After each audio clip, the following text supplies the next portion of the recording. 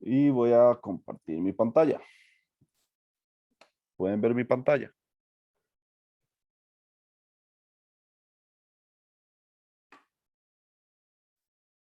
Sí, profe. Ok, genial. Entonces vamos a resolver estos ejercicios del capítulo 4 primero, que el capítulo 4 es el que tiene como más temas, se aborda una mayor cantidad de temas, mejor dicho. Uno sería pues la autoinductancia, entonces aquí hay unos ejercicios de prácticamente de autoinductancia, estos dos, y luego viene uno de un circuito RL, uno que es pues el circuito más complicado que me he encontrado en el libro de física. Entonces vamos a resolverlo. Esa es la idea. Entonces vamos a empezar por aquí. Entonces voy a llevarme esto a Paint para que sea más fácil.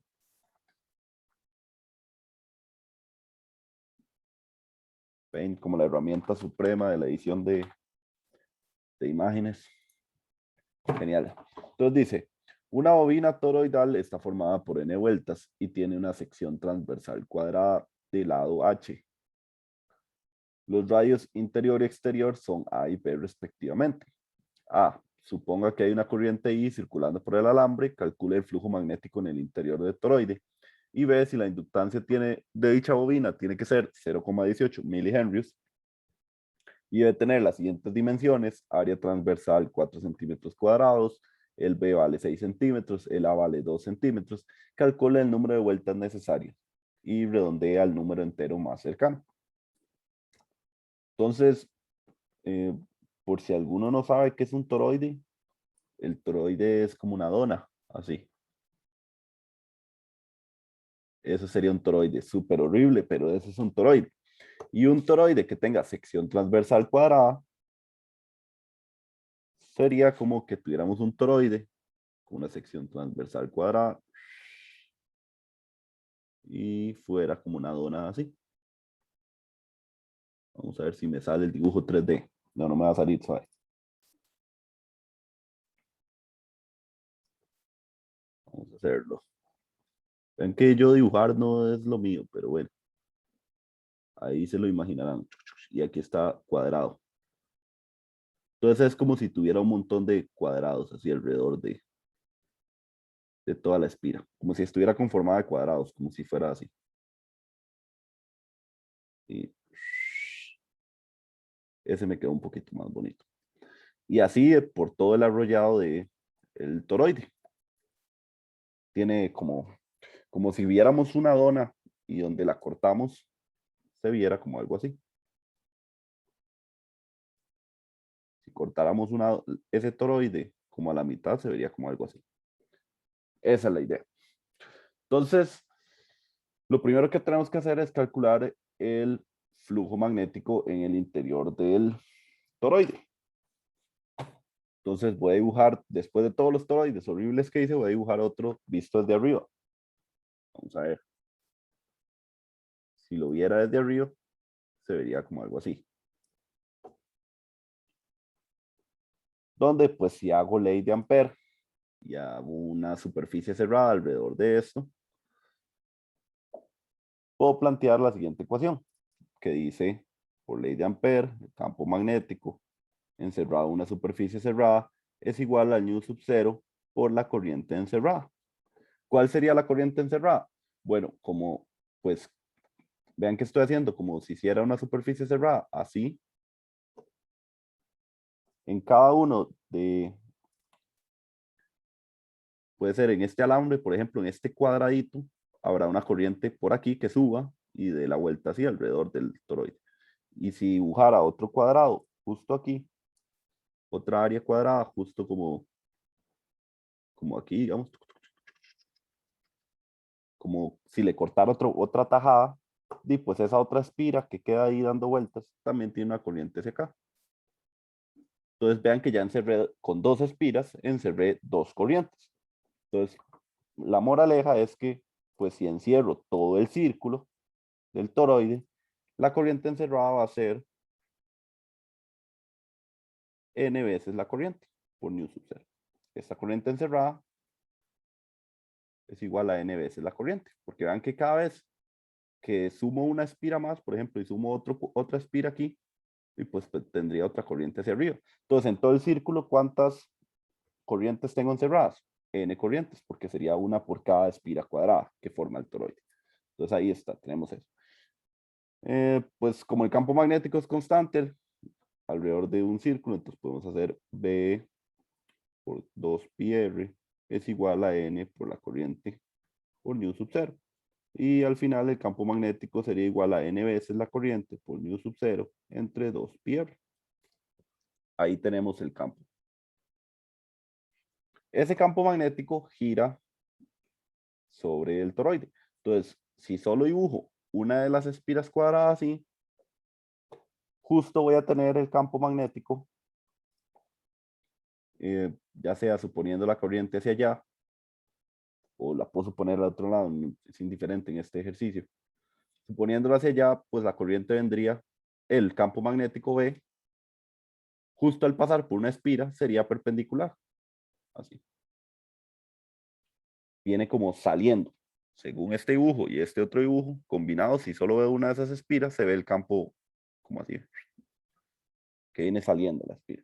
Entonces significa que, pues el campo magnético, producto punto de esta área, yo obtendría el flujo. Entonces, eso es lo que vamos a hacer. Vamos a obtener el flujo. Entonces, el flujo sería igual a la integral del campo magnético por un diferencial de área. Pero vean que, pues acuérdense el mismo truco, el campo magnético en este punto es el mismo que en este punto, es el mismo que en este punto y es el mismo que en este punto. Y aquí ya se hace cada vez más pequeño conforme me alejo del centro, conforme me alejo de los alambres. Entonces,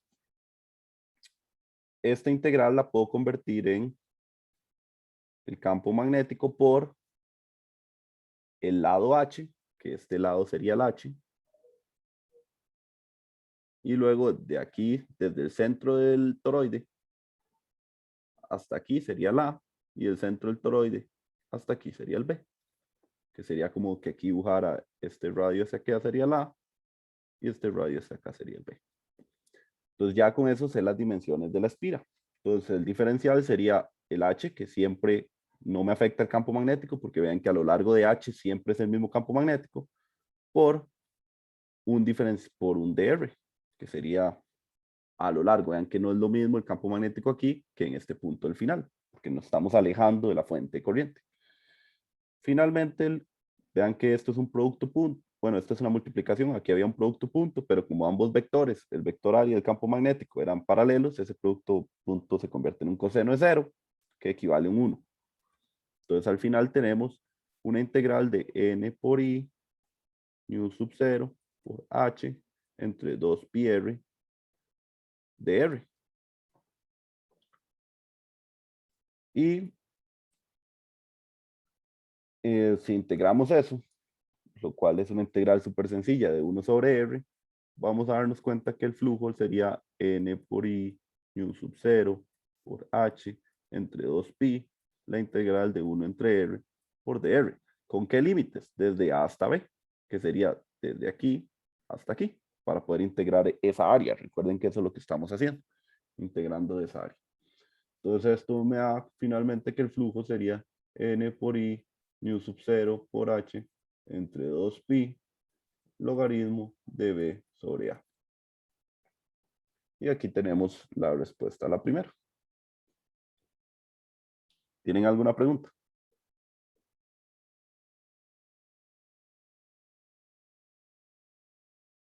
No, profe, todo bien. Excelente. Entonces ya tenemos ese primero. Vamos a borrar ya esos dibujos, esos esperpentos. Y luego, pues, ahora que tenemos el flujo, ya tenemos la pregunta A. La B nos dicen si la inductancia vale tanto y nos dan ya los valores de las dimensiones. Calcula el número de vueltas n necesarias. Entonces aquí hay que aplicar la otra fórmula que decía que la inductancia era igual a n veces el flujo cuando teníamos una espira de múltiples vueltas entre la corriente. En este caso tenemos un toroide de múltiples vueltas. Entonces esta sería la inductancia. Y esto sería igual a nada más de cancelar las corrientes, ¿verdad? Esta corriente, pongámosle la misma nomenclatura. Nada más es cancelar las corrientes y al final tendríamos que la inductancia es n al cuadrado por nu sub 0 por h entre 2pi logaritmo de b sobre a. Que vean que una vez más la inductancia depende únicamente de variables físicas del elemento. No depende ni de la corriente ni depende del flujo. Entonces, buenísimo, ya tenemos la inductancia. Y vean que n es lo que ando buscando, que sería esto, el nu sub 0 lo tengo, que es una constante, el b lo tengo, el a lo tengo, el 2pi lo tengo porque es otra constante, y me falta saber el h, que es la altura de la espira. Pero vean que me están diciendo que hasta aquí vale a, desde el centro vale 2, y hasta acá b vale 6. Eso quiere decir que este lado del cuadrado vale 4 centímetros. Entonces, necesitamos saber este h.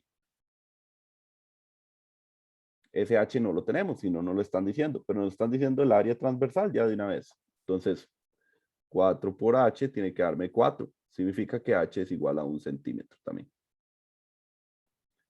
Y ahora sí, ya ahora tengo todos los datos. Entonces sería nada más despejar el número de vueltas. Entonces decimos n sería igual a la raíz de L por 2pi entre nu sub 0 por h por logaritmo de b sobre a. Y esa sería el número de vueltas. Vean que ya todos los datos los teníamos. Entonces, un simple cálculo.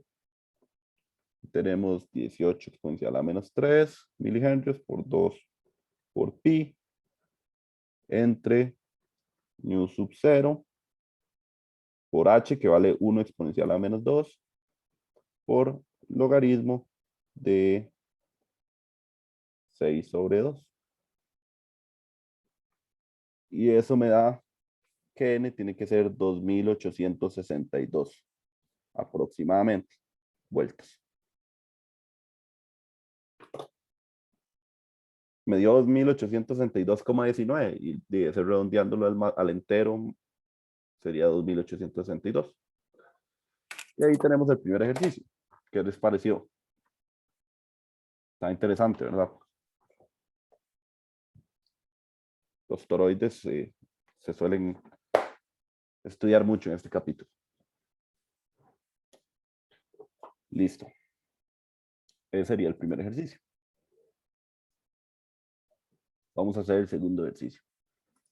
Entonces, vamos a... El segundo es este. Vamos a volverlo a pegar aquí.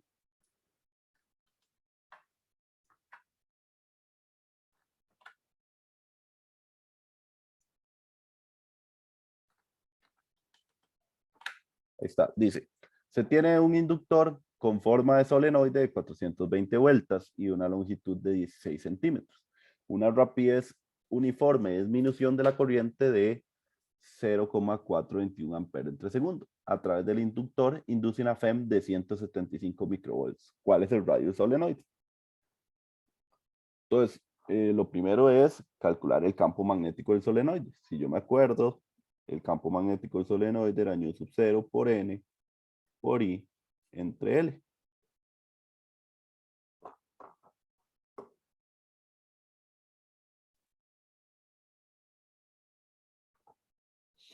Y ahí ya tengo el campo magnético. Ven que tengo nu sub 0, tengo las vueltas, tengo el L y tengo una corriente I. Después, lo que necesito es saber el flujo. El flujo sería el campo magnético producto punto el área, que en este caso, como es un solenoide así, ¿verdad? Si lo viera como así, estas son todas las vueltas, y esta es el área, y el campo magnético hemos dicho que en un solenoide ideal era perpendicular a esa área. Entonces este producto punto, y como el área no cambia y el campo es constante, puedo hacer esta multiplicación B por A, nada más. Entonces me doy cuenta que el flujo sería nu sub 0 n por I entre L por pi por R cuadrado. Y vean que aquí ya apareció el radio, que es lo que me están preguntando. Ahora que tengo el flujo, nada más necesito encontrar la inductancia. la inductancia era para múltiples espiras n por el flujo entre la corriente. Y eso sería igual a nu sub 0 por n al cuadrado por pi por r cuadrado entre L. Y vean que una vez más todo depende de variables físicas del elemento. Ahora que tengo el L, aplico la fórmula que decía la FEM autoinducida en magnitud es igual a la magnitud de L por el cambio en la corriente. Y vean que el cambio en la corriente ya me lo están dando. Entonces, este L, que es esta FEM que me están dando aquí, lo divido entre el cambio en la corriente y esto lo igualo a la inductancia, que sería nu sub 0 n cuadrado por pi por r cuadrado entre L. Y ya pues tengo absolutamente todos los datos. Que sería, vean que toda esta derivada no tengo que resolverla ni nada, porque ya me están dando cuánto vale ese cambio. Es un cambio que disminuye de manera uniforme. Entonces esto es una constante. Esta derivada termina siendo una constante. Entonces, de aquí solo me queda despejar el radio, donde tenemos que el radio va a ser igual a la raíz de L entre el cambio de la corriente por L entre nu sub 0 por n cuadrado por pi. Y ahí tengo el valor. Que si meto ya todo eso en la calculadora, obtengo pues 175 exponencial a menos 6 por L, que son 16 exponencial a menos 2, entre 0.421 por la constante universal, por el número de vueltas al cuadrado, que son 420 al cuadrado, por pi. Y eso me da que ese radio es de 9,77 milímetros. Voy a apuntar esos datos numéricos porque no los había sacado en mi cuaderno. Y eso me da 9,77 milímetros. Y el anterior, ¿cuántas vueltas me ha dado? 2.886 eran, ¿verdad? 2862. 72, ok. 62. 62, ok. 2.862, gracias. Es que siempre todo en mi cuaderno lo dejo en variables y obviamente me da pereza calcular. Entonces, ya ahí resolvimos este segundo ejercicio. ¿Alguien tiene una pregunta?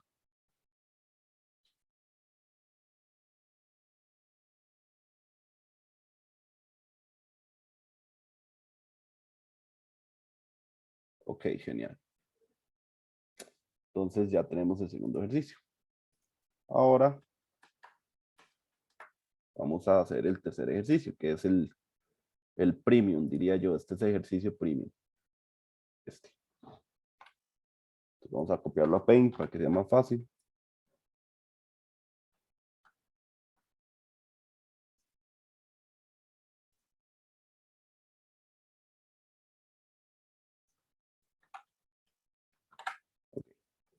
Entonces leámoslo, dice, se tiene el circuito RL de la figura 1, donde el interruptor, el cual inicialmente está abierto, se cierra en t igual 0.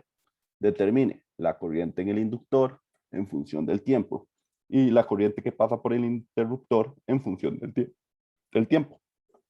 Entonces nos están preguntando la corriente que pasa por aquí, que la va a llamar I2, y la corriente que pasa por aquí, que la va a llamar I1. Eso es lo que me están preguntando. Entonces vean que este circuito no es el circuito base que conocemos, no es el típico circuito de fuente, resistencia e inductor. Hay un juego de resistencias, que de hecho vean que por la configuración que tiene, yo no puedo llegar y hacer ni paralelos ni en serie, porque no hay, ni este están en serie, ni están en paralelo, ni este está en serie, ni está en paralelo. O sea, no puedo encoger mi circuito a un circuito equivalente tal y como hemos visto en otros ejercicios. Entonces, ¿qué es lo que hay que hacer? Bueno, este ejercicio hay que resolverlo desde las bases que nos enseñaron en Física 2 de las leyes de Kirchhoff. Si no lo recuerdan, no importa. Voy a hacer todo el ejercicio. Entonces, lo primero es que vean que tenemos dos mallas. Si ya yo cierro aquí el interruptor, ven que tenemos una malla aquí y tenemos otra malla aquí, como dos circuitos cuadrados. A eso me refiero con mallas. Vean que este punto, yo me voy por aquí.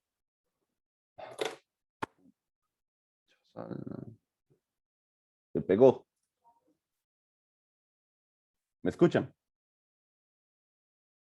Sí, profe. Es que pensé que se me había ido el internet, me quedó laguneado ahí. Bueno, supongo que no se fue. Entonces continuemos. Entonces tenemos dos mallas. Entonces lo que yo voy a hacer es que voy a imaginarme que por esta malla fluye la corriente I1, porque vean que es la corriente que pasa por aquí. Y por esta malla fluye la corriente I2, que vean que es justo la que pasa por el inductor. Si yo imagino una corriente que viene por aquí y baja por aquí y baja por aquí, vean que esa corriente es la misma que pasa por el inductor, es un I2.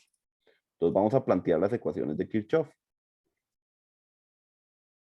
La primera ecuación de Kirchhoff sería esta. Entonces recuerden cómo yo les enseñé a sacarlo. Uno viene caminando, se brinca la fuente, salió por el positivo, entonces pone 5 volts positivo.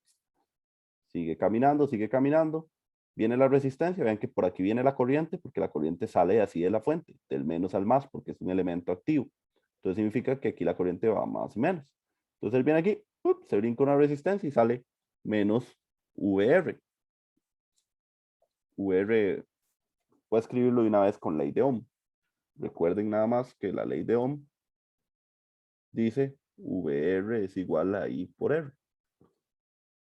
Entonces aquí sería menos 50 por I1. Sigo caminando la malla y vengo por aquí abajo. La corriente se llama corriente porque simula la corriente del agua. Entonces, si aquí viene la corriente, una parte se va a ir para allá y una parte se va a ir para allá. Entonces, de fijo, esto va a tener polaridad así. Entonces, otra vez, vengo por aquí, me la brinco, salí por el menos. Entonces, pongo menos 100. Pero ahora vean que a esta resistencia le entra la corriente 1 y por el lado inverso le entra la corriente 2 de las corrientes que yo dibujé.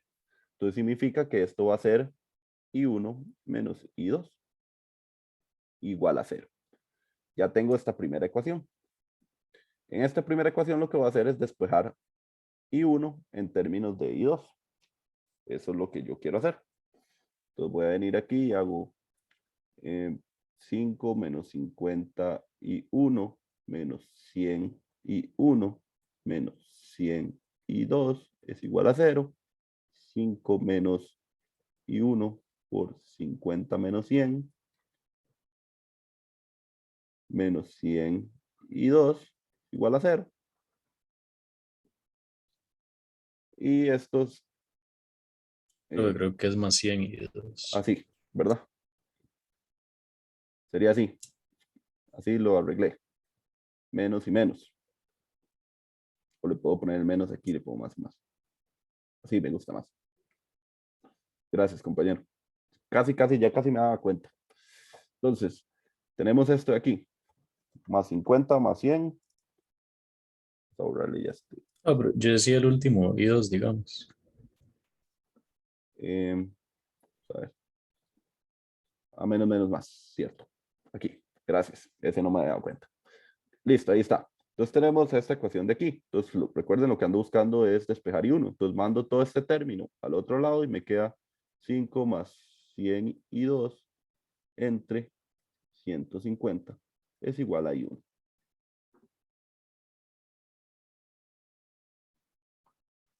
Ok, guardo esta ecuación. Guárdenla por ahí. Ahorita me la dicen. Guárdela por ahí. Ahora vamos a hacer la segunda malla. Ya hicimos esta malla. ¿Por qué en este ejercicio hay que hacer dos? Porque hay dos mallas. Entonces, de fijo necesito hacer las dos mallas para resolver el circuito. Ahora voy a hacer la malla I2.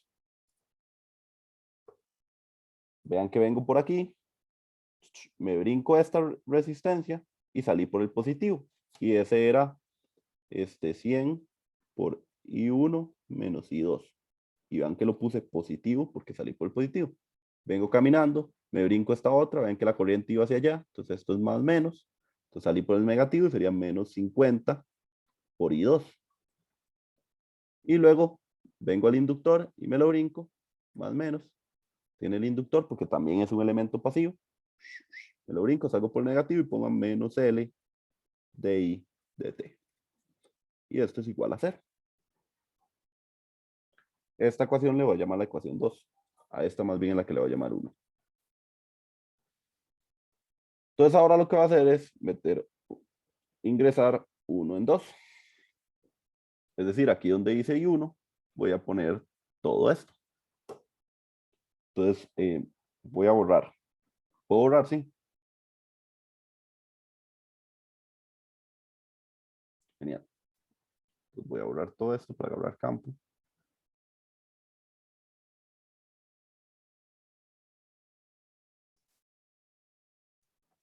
Y pongo, ingresando la fórmula de la corriente aquí, esto me va a dar 100 por 5 más I2, 100, todo esto en 350, menos I2. Luego era menos esto de aquí, que sería menos 50 I2, y menos L de I de T, igual a 0. Voy a resolver un poquito esto, y esto sería 5 por 100 en 350, más I2 por 100 al cuadrado en 350, menos 100 I2, menos 50 I2, menos L de I. Este es I2, ¿verdad? Por aquello. Este de I es I2. Que vean que la corriente que pasa por el inductor igual a 0. Y vean que tengo 3 términos con I2. Entonces voy a factorizar ahí, agrupar, mejor dicho. Y tengo 50% en 350 más I2 por 100 al cuadrado en 350 menos 100 menos 50 menos L de I2 de T igual a 0.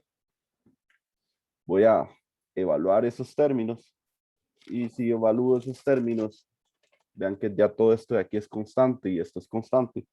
Voy a tener aquí 3,3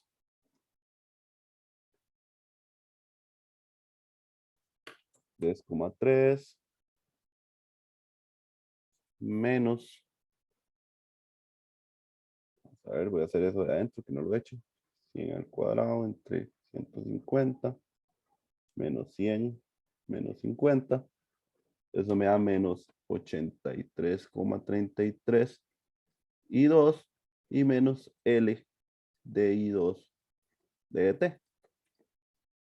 Y se dan cuenta aquí, esto es una ecuación diferencial, que de hecho no es cualquier ecuación diferencial, porque recuerden que este curso no es requisito ecuación diferenciales.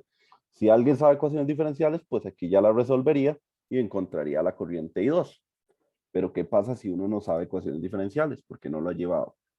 Entonces, lo que uno hace, voy a borrar, es que vean la forma que tiene esta ecuación. Voy a irme un toque a nuestro repaso. Voy a buscar una fórmula, espérense, esto es lo que ando buscando. Momento, ya les voy a mostrar.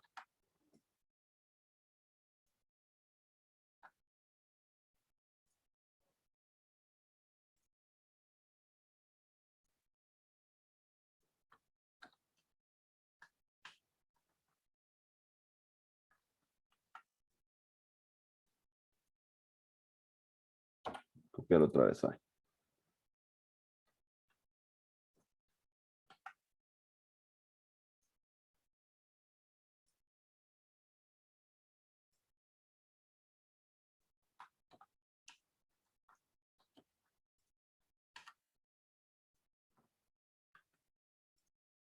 ¿Sí? Ok, habíamos llegado a esta ecuación. 3,3 menos 83,3 I2 menos L de I2 de T. Entonces les contaba que esto es una ecuación diferencial. Si alguien la sabe resolver, pues la resuelve con los métodos de ecuaciones diferenciales. Si alguien no la no la puede resolver porque no ha llevado ECUA, tranquilos, porque vean que esta ecuación diferencial tiene exactamente la misma forma que la única ecuación diferencial que hemos estudiado en el curso.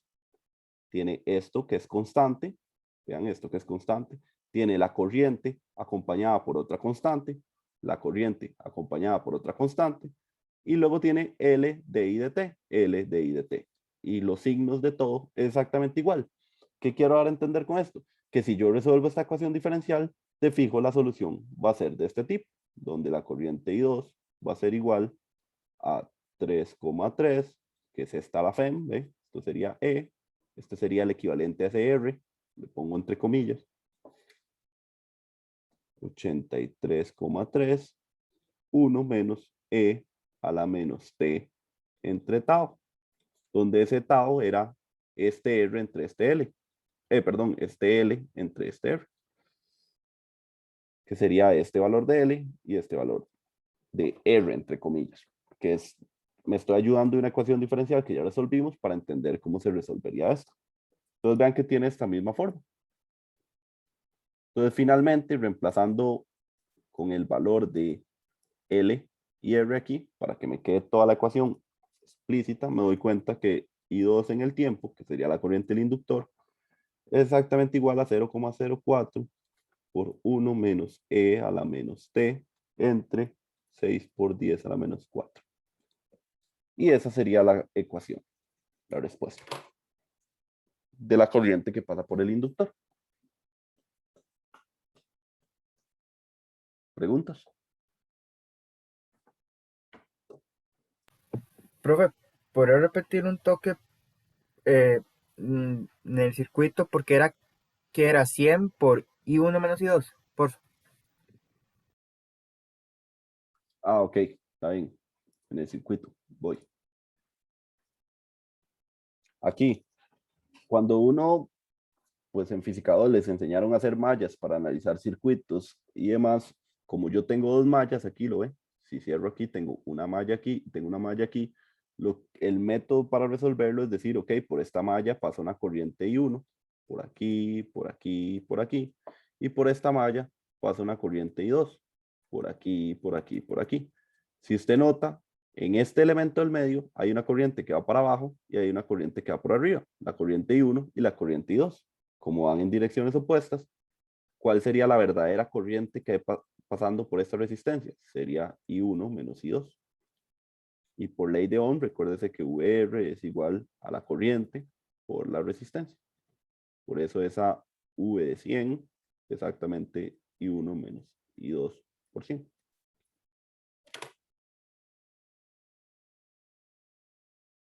¿Te queda claro? ¿Y por qué es que no es I2 menos I1? ¿Por qué no es I2 menos I1? Porque si hago otro análisis de cómo la corriente se comporta, la corriente pasa por aquí, y cuando llega a este punto, uno no va a decir, viene una de aquí, porque está saliendo de aquí. Entonces significa que tiene que bajar. Entonces, como tiene que bajar, y esta tiene que irse hacia allá, porque esta es la corriente suprema. Imagínense que aquí viene toda la fuerza del río, y de repente hay dos bifurcaciones, y el río no va a empezar a salir corriente de la nada, ¿verdad? Tiene que bajar y seguir. Entonces yo sé que al final, sea cual sea la corriente que pasa por aquí, que no sería ni 1 ni 2, sino sería I3, tiene que ser igual a I1 menos I2. Si fuera que por alguna razón, no sé, usted lo plantea al revés, lo plantea así, entonces puede llegar a la misma solución si usted planteó esto así. Pero creo que es más complicado hacer eso que como yo se lo estoy enseñando. Si uno le da vuelta a esta polaridad, sería lo mismo que hacer esto. Pero como yo sé que la corriente viene aquí y se va una parte por aquí y una parte por aquí, de fijo la corriente I1, que tiene la misma dirección que debería tener esa corriente, es la más grande. Entonces la voy a tener aquí. Por eso lo pongo así. ¿Está bien? Y la verdadera polaridad de esto sería así, del más al menos, porque es un elemento pasivo, consume energía. Entonces la corriente lo recorre desde el más hacia el menos. Y vea que ese más y ese menos es súper importante para saber qué valores pongo en la ecuación. Si lo pongo positivo o lo pongo negativo.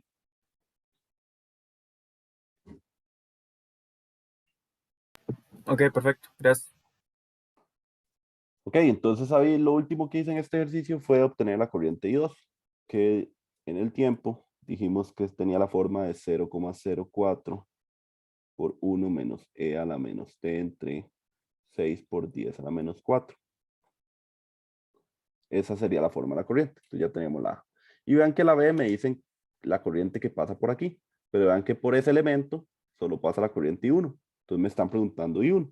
Y yo con la fórmula que le había nombrado 1, sabemos que I1 era 5 más I2 por 100 entre 150. I2 ya lo tengo. Entonces, como I1 depende de I2, I1 también varía en el tiempo. Y esto sería igual a 0,033 más 0,026 por 1 menos e a la menos t entre 6 por 10 a la menos 4. Y esto tiene unidad de amperes. Y ese sería el valor de la corriente I1.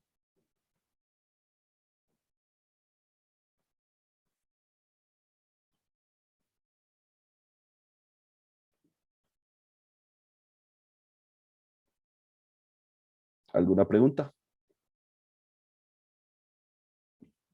¿O quedaron como locos con ese ejercicio?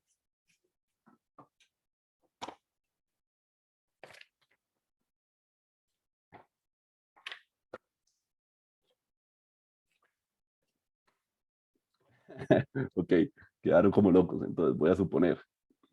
Por algo se los enseño, ¿verdad? Para que, pues, si a alguno le sale en el PM algo similar, pues ya tendrá una idea de cómo resolverlo. A pesar de que no sepa resolver ecuaciones diferenciales. Y pues ese es el ejercicio nivel 2. Los 3 ejercicios de nivel 2. Cada uno tiene su maña ahí escondida.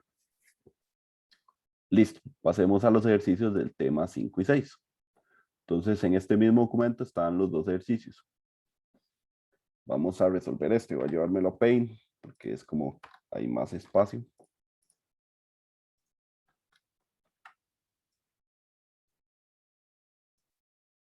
Este es del capítulo 5. Dice, se tiene un circuito de un filtro pasabanda conectado a una antena y un radio, donde se capta una señal, modelando la antena como una fuente de corriente alterna. Se tiene que la fuente es Vin igual 5 por seno de 2pi por 101,9 por 10 a la 6 T en volts. Si R vale 8 ohms y la capacitancia es de 50 picofaradios, A, determine cuál debe ser la inductancia del filtro para que el radio pueda sintonizar la señal con la máxima corriente en la resistencia. B, dibuje el diagrama fasorial. Y ahí les digo que tiene que aparecer en el diagrama fasorial. C les dice, ahora quiere cambiar su inductancia por un valor de 20 microhenrios. ¿Cuál va a ser la magnitud de la corriente máxima y el desfase de la corriente con la fuente? Y luego dibuje el diagrama fasorial para este nuevo caso. Entonces, detalles importantes. Que diga filtro pasabanda es lo mismo que te digan circuito RLC. Nada más que si se acuerdan aquella curva de potencia de un filtro RLC era como así, ¿se acuerdan? Donde este valor era la famosa frecuencia de resonancia. A esto se le llama filtro pasabanda, porque hay una cantidad de frecuencias, una banda de frecuencias que pasan y una banda de frecuencias que no pasan. Por eso se le llama pasabanda. Entonces eso era lo primero que había que darse cuenta. Que le digan que es un filtro pasabanda es que te digan que es un circuito RLC. Que te digan que esto es una antena realmente no tiene ningún valor, es nada más para ubicarlo dentro de que es un radio, que es un circuito dentro de un radio, y esta es la entrada. Es decir, uno está teniendo un circuito de esta manera.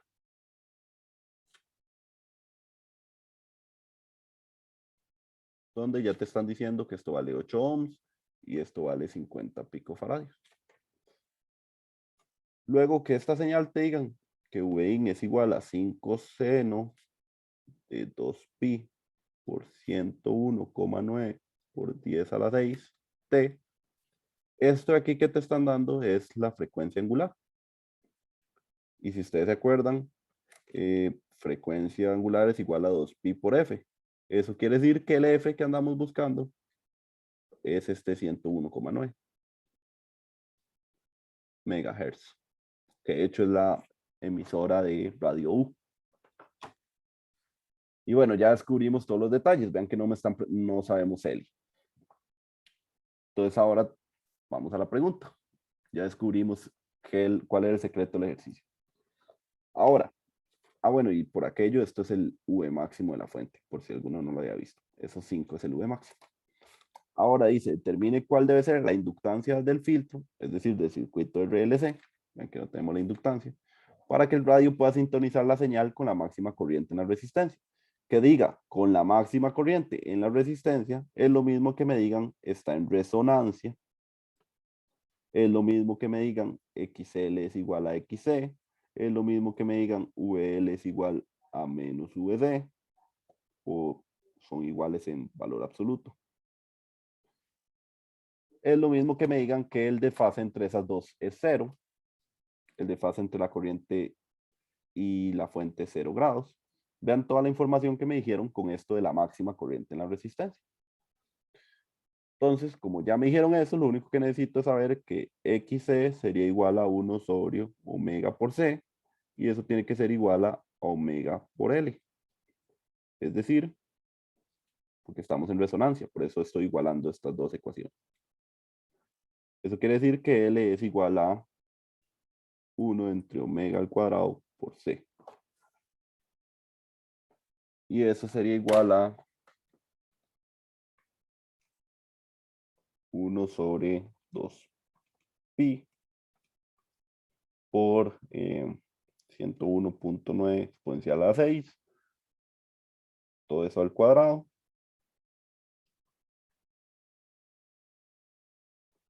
Por la capacitancia que me dicen son 50 picos. Picos es por 10 a la menos 12. Y si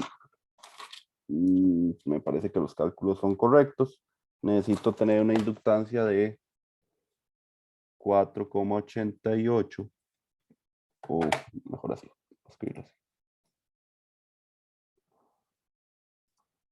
48,8 nanohenrios.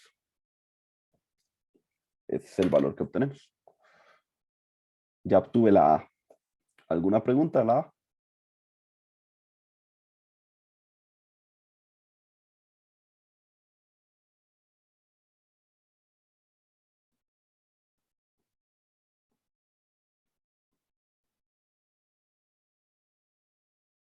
Genial.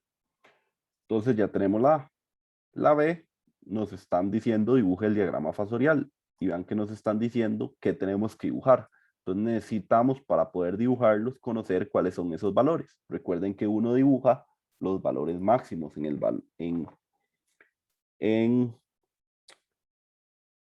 el diagrama fasorial. Entonces, recuerden, es la corriente máxima, que es lo que necesitamos para encontrar todos los valores máximos, es igual al V máximo entre la impedancia.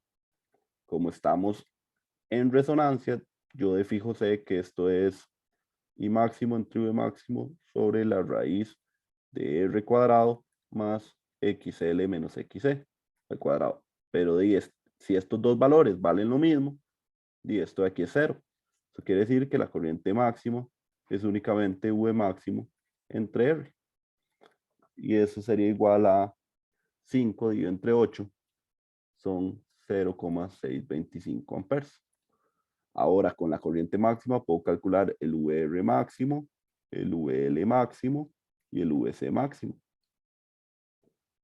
Este era R por I máximo. Este era XL por I máximo. Y luego este era XC por I máximo. Donde pues si calculo estos, este VL me va a dar 18,749. Este VC me va a dar en magnitud 18,749. Y este otro me va a dar aproximadamente 5 volts. Y vean que tiene sentido que ambos valgan lo mismo, porque ambos efectos se van a cancelar para que toda la corriente esté para que toda la energía de la fuente sea enviada a la resistencia. Y ahora que tengo estos valores, ya puedo dibujar el diagrama fasorial. Que pues hay muchas formas de dibujarlo, pero pues la más simple es dibujar la corriente sobre el eje X. En la misma dirección, dibujar el VR. Que ya sabiendo cuánto vale, yo sé que esto vale 5 volts. Ahora, si dibujo el VL, vean que VL es 18 es más grande que 5, entonces voy a dibujar la flecha un poco más grande. Aunque no esté escala, por lo menos se va a notar que es más grande. Y esto serían 18,749. Y como sé que está en resonancia y todo es igual, pues la flecha del VC debería ser aquí hacia abajo con el mismo tamaño que VL, más o menos ahí abajo. Está bien no dibujarlo a escala, pero al menos si no lo dibuja a una escala, debería uno darle cuáles son esos valores. Y si ven, como estos dos se cancelan, y si yo hiciera una suma de Pitágoras, ahí una suma vectorial de este al cuadrado más este menos este al cuadrado, pues el VR me va a dar, el V de la fuente total me va a dar justo encima de la resistencia. Porque recuerden, el desfase era 0, entonces debería estar sobre el mismo eje. Y ahí está el diagrama fasorial súper completo, con 5 V fuente, este sería VR, VC y VL. Y ese que ha pintado en rojo chiquitito era la corriente.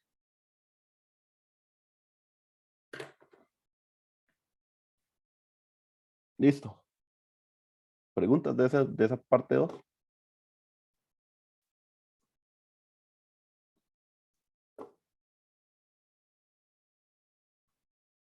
Ok, genial.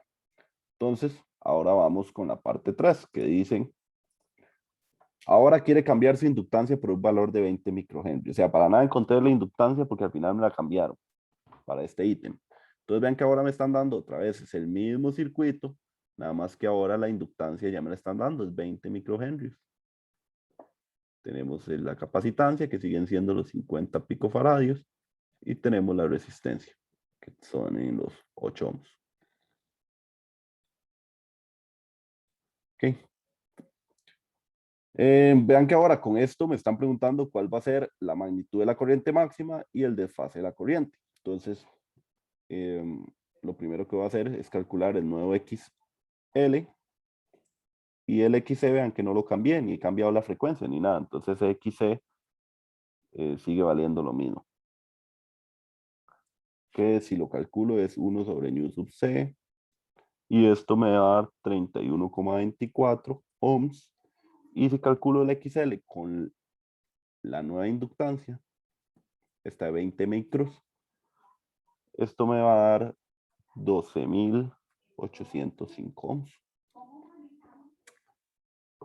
Ahora sí que tengo las inductancias, puedo calcular la nueva corriente máxima, que es lo que me están preguntando. Entonces, V máximo sería igual a I max, voy a escribirlo de una vez. I máximo es igual al V máximo entre la impedancia del circuito, que ahora vean que ya no es únicamente R, porque ya cambiamos el inductor. Entonces ya no estamos en resonancia. Vean que de hecho ya no valen lo mismo. Entonces esto sería igual a V máximo entre la raíz de R cuadrado más XL menos XC al cuadrado. Y si ya conociendo R, que vale 8 ohms, XL y XC, puedo encontrar la corriente máxima, que ahora me va a dar 3,9 por 10 a la menos 4 amperes. Con la corriente máxima, era la primera pregunta que me pedían. Y ahora me pedían el desfase. El desfase era tangente a la menos 1 de XL menos XC entre R, que esto me dará aproximadamente 90 grados.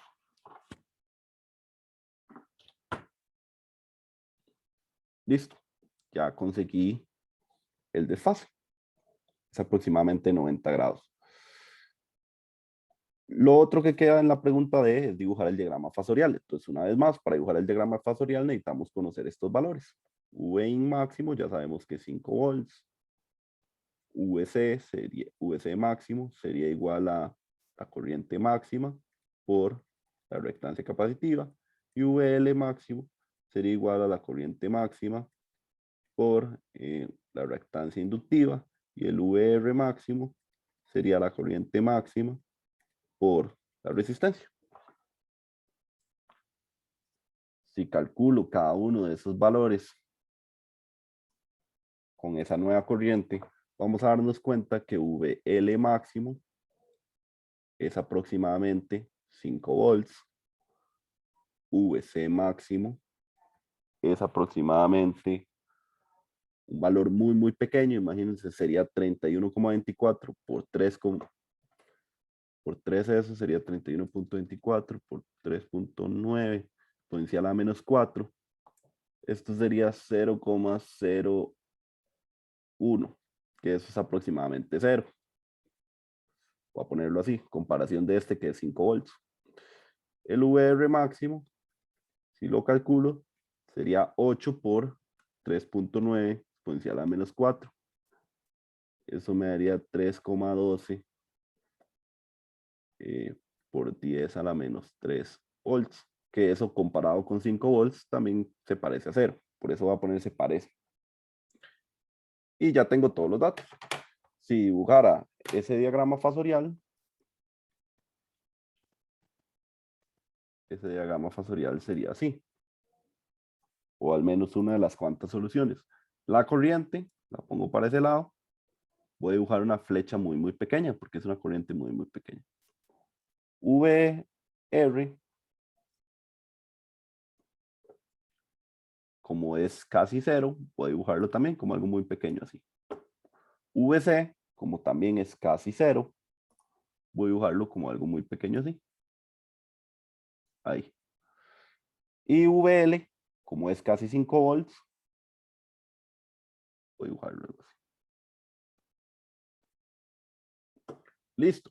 Ahora nos falta solo dibujar el V de la fuente, que si ven el desfase es de 90 grados. Si hiciéramos Pitágoras, VR al cuadrado más VL menos VC al cuadrado, dado estos valores nos va a dar que la fuente es que prácticamente todo ese vector de la fuente se está quedando en el inductor. Esto significa que la fuente apuntaría exactamente hacia el inductor. Vean que el desfase me dio de 90. La corriente está horizontal y el VR está, sí, pues tendría que estar totalmente vertical. Es decir, aquí está VL, perdón, aquí está VL, que es prácticamente lo mismo que la fuente, y aquí estaría el VR y aquí estaría el VC, que son muy pequeños, prácticamente 0 comparado con 5 volts. No es 0 exactamente, sí, no es 0, pero es prácticamente 0 por ahí. Lo hago para que se den cuenta que se cumpliría igual la Pitágoras de V in es igual a la raíz de VR cuadrado más VL menos VC cuadrado. Si estos dos valen 0, VL vale 5, 5 al cuadrado entre raíz da 5 y se cumple pues lo mismo que debería cumplirse siempre para comprobar que mis resultados estén correctos. Y ahí estaría el último diagrama fasorial. ¿Tienen alguna pregunta?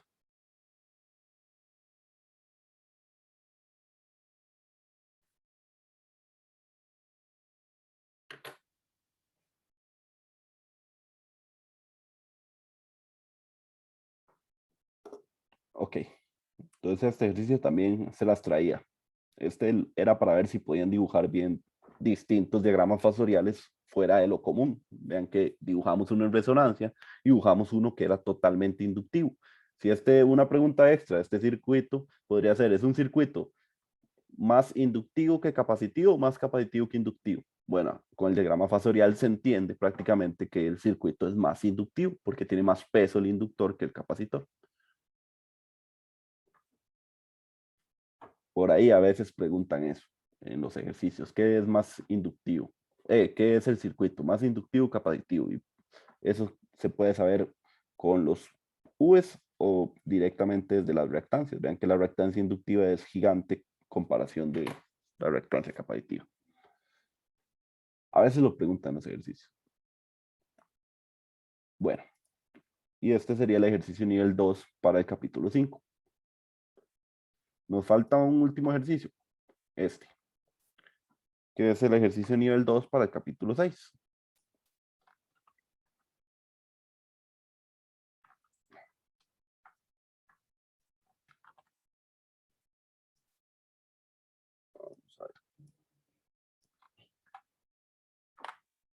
Entonces dice, el campo magnético de una onda electromagnética en el vacío está oscilando en dirección menos J y el vector de Poynting apunta en dirección menos I. El campo magnético está dado por la ecuación P de X de T es igual a B máximo coseno de KX menos omega T, donde el campo magnético máximo es 15 microteslas, la frecuencia angular es 2,7 por 10 a la 15 radianes y nos dicen que X está en metros y T en segundos. A, ¿cuál es la dirección de propagación de la onda y justifique? Bueno, la dirección de propagación de la onda es en menos I. ¿Por qué? Porque el vector de Poynting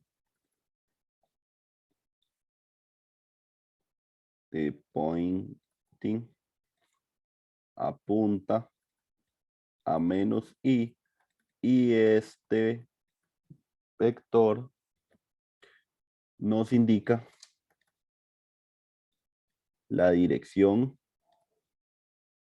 de propagación de la onda. Y entre paréntesis podemos poner, nos dice hacia dónde viaja la energía.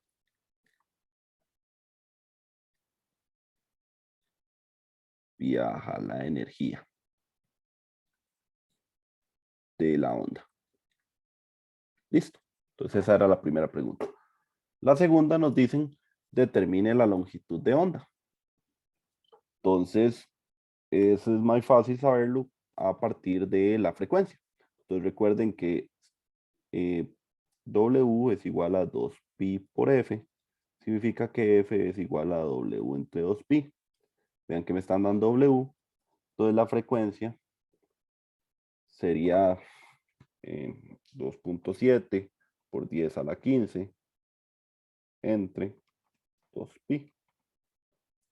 Y esa frecuencia sería 4,297 por 10 a la 14 Hz. Y luego con una de las fórmulas que vimos de ondas, la longitud de onda por la frecuencia es igual a la velocidad de la luz. Entonces, la longitud de onda es igual a la velocidad de la luz entre la frecuencia. Y recuerden que la velocidad de la luz es una constante que ustedes tienen que conocer, que se puede aproximar a 3 por 10 a la 8, pero ese no es el valor real, ¿verdad? Se puede aproximar a eso. Si quieren el valor real, la calculadora siempre los tiene. En mi caso es la constante 28. Y eso lo dividimos entre la frecuencia y eso me da 697,67 nanómetros. Que por simplemente curiosidad, sé que esta longitud de onda corresponde a la longitud de onda del color rojo. Solo por curiosidad, que está pues dentro del rango de los rojos. Ok, ya tenemos la 1 y la 2. La B dice determine la función de campo eléctrico en el tiempo y su dirección. Justifique. Entonces, para encontrar el campo eléctrico máximo, sabemos que E máximo es igual a B máximo por C. Por lo tanto, E máximo vale aproximadamente 4.500 volts entre metro. Y recuerden que todo esto del campo magnético también lo comparte el campo eléctrico. Entonces, de fijo, la fórmula sería del campo eléctrico en el tiempo es igual al E máximo, que ya lo tenemos, coseno de kx menos omega t. Vean que todo en la ecuación lo tenemos excepto el k. Entonces calculemos el k. Recuerden que el k es 2pi entre la longitud de onda. Es decir, el k es 9,0 por 10 a la 6 radianes entre metro menos 1. No sé por qué entre metro. Así. Y ya pues podría escribir la ecuación de campo eléctrico completa. E de t es igual a 4500 coseno de 9 por 10 a la 6 x menos 2,7 por 10 a la 15 t en volts por metro. Y ahí estaría la 3. Esta sería la 3. ¿Preguntas hasta aquí?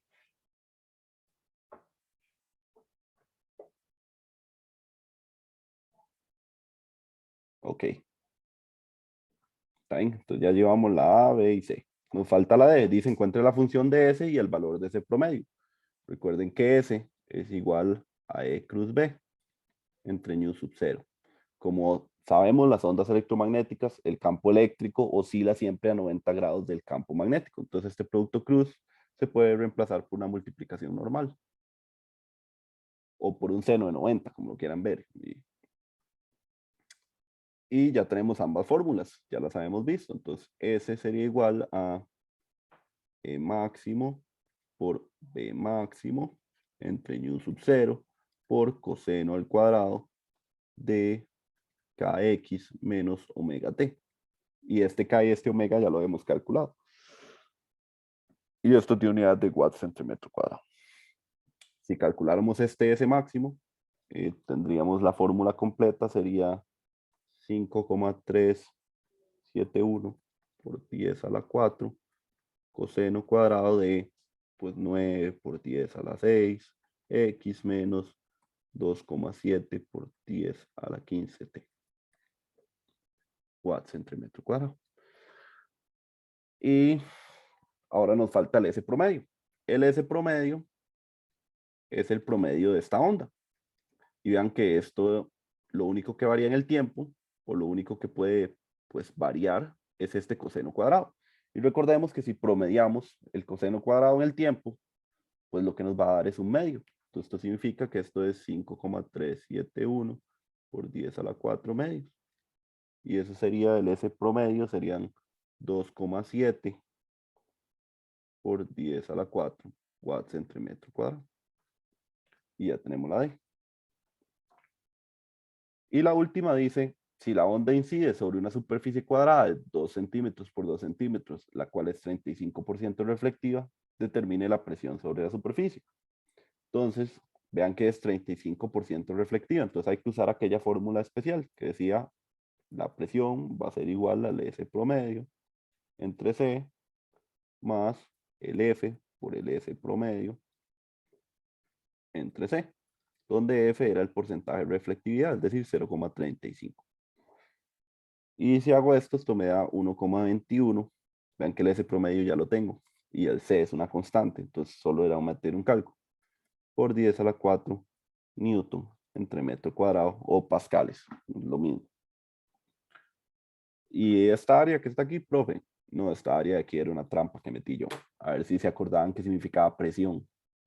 Y ahí miren que cuando apliqué este examen, todo el mundo multiplicó la presión por el área y obtuvo la fuerza. No sabían qué están haciendo. Entonces, está ahí. Ahí tenemos la presión. Si nos preguntaran la fuerza, ahí sí, multiplicamos. Recuerden que presión es igual a fuerza entre área. Entonces, ahí sí utilizamos el área. Pero como el ejercicio acaba en presión, se queda en presión. Y esa era la respuesta final. Solo para saber si la gente sabe lo que está haciendo. Y ese sería el otro ejercicio. ¿Alguna pregunta?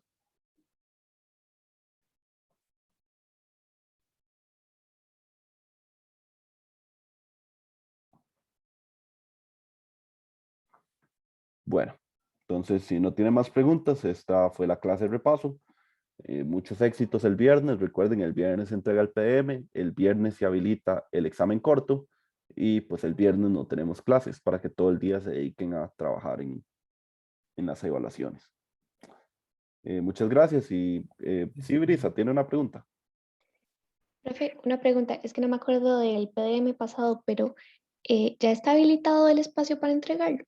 No, para entregarlo no lo he habilitado. Si quieres se lo habilito ya mismo.